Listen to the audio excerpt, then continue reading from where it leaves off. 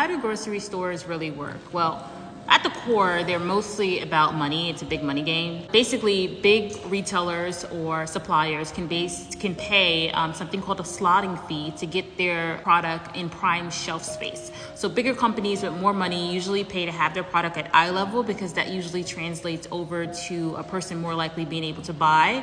Meanwhile, smaller businesses can't afford those fees, so most of the time they're not even in stores, which is why you don't see them.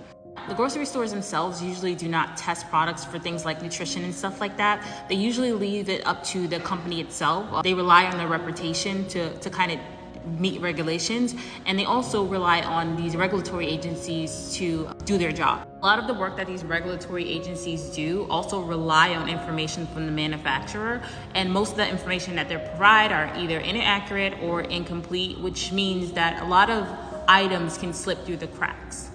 The grocery stores rely on items that sell really quickly and reliably. So usually that means that the store is going to be stacked with popular, highly processed foods, which leaves healthier foods out of the picture.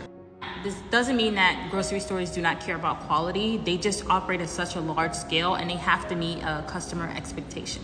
This is very different than how I intend to build my company, or I'm building my company, The Woods Hub. We're not focusing on selling space. We're focusing on transparency and making sure that people are getting quality food. Carefully selecting vendors that follow good practices and produce items that is as close to as nature intended.